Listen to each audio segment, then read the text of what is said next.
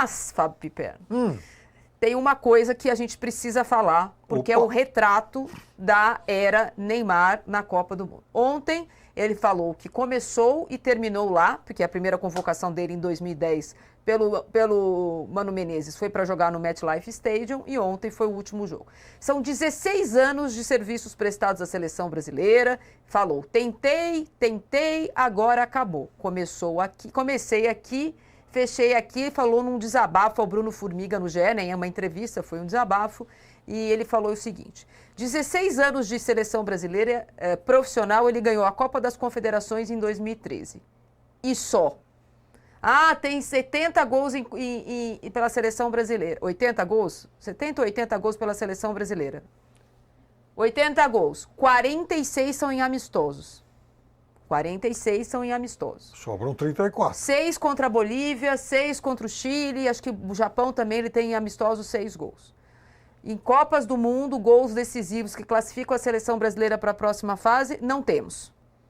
E ontem foi a despedida dele de uma forma melancólica e triste, que a gente cansou de ver esse ano na Vila Belmiro. Ele brigou com o goleiro O jogo tá 2-1, ele bate o pênalti, vai ter segundos, em vez de ele resolver tentar, sei lá, um tiro, chutar do meio de campo e tentar um segundo gol, um empate improvável, o que aconteceu, Piperno? Ele foi fazer gracinha com o goleiro. Eu não vou perder. Não é sobre ele. A seleção brasileira estava sendo eliminada. Ele, não, comigo você não vai pegar o pênalti. Foi lá e deu um tranco no Odegaard. No Haaland ele não deu, né, Pipo? Se ele dá um tranco, ele fica com o goleiro no ombro. Se ele dá um tranco no Haaland. Uma coisa ridícula, uma cena deprimente. O cara que é para ser o símbolo dessa geração perdedora mesmo. O cara quis fazer graça com o goleiro que pegou tudo, inclusive o pênalti durante o jogo que eliminou o Brasil. Bom, meu Deus! Eu trabalho com a Marília diariamente há muito tempo.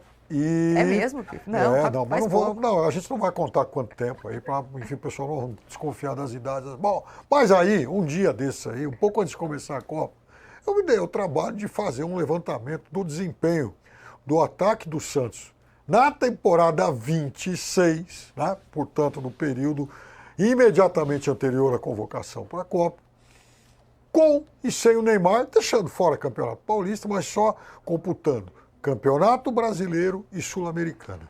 Então, nessas duas competições, o Neymar disputou até agora 11 jogos. O Santos jogou outras 13 vezes. Nos 13 jogos sem o Neymar, a média de gols do Santos é maior do que nos 11 jogos com o Neymar. E vejam só vocês uma coisa, os jogos com o Neymar foram em tese jogos mais fáceis, porque no Campeonato Brasileiro ele não enfrentou o líder Palmeiras, o vice-líder Flamengo e o quarto colocado Atlético Paranaense. Então mesmo jogando contra a Rabeira, contra a turma lá do baixo escalão, com o Neymar em campo, o Santos faz menos gols do que sem o Neymar. Então, se ele não resolve jogo contra o Recoleta, e foram 2 vezes esse ano, contra o pujante Recoleta do Paraguai, ele vai virar um jogo contra a Noruega, professor? Tenha paciência, né? Agora, a história do Neymar, gente, na seleção brasileira, sempre foi a história dele. E nunca foi a história da seleção brasileira. Sempre foi, desde 2014, sempre foi a história dele. A história dele na Copa do Brasil, a história dele em 2018 na Rússia, a história dele em 2022 e agora a história dele em 2026. Nunca foi a história da seleção brasileira. Nem Pelé foi assim. Né? Nem Pelé foi assim, a história do Pelé na Copa do Mundo. Não.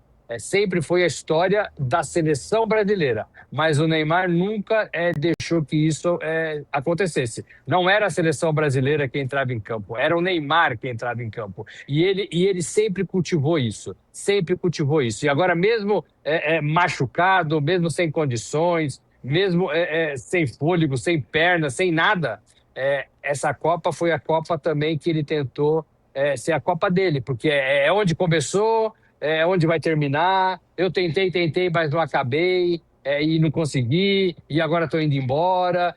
Eu bati boca com o goleiro. Então sempre foi ele. e nunca foi a seleção brasileira, a seleção brasileira, a seleção brasileira.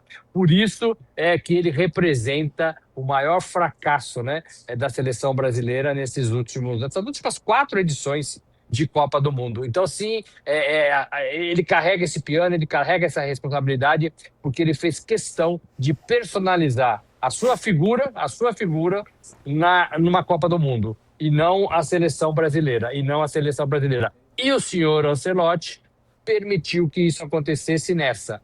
O Brasil poderia ter se livrado do Neymar antes dessa Copa, mas naquele dia 18 de maio, quando o nome dele foi apresentado, o Brasil voltou casas em todo o trabalho que estava sendo feito para essa Copa do Mundo. Então, para mim, o erro do Ancelotti começou no dia 18 de maio de 2026.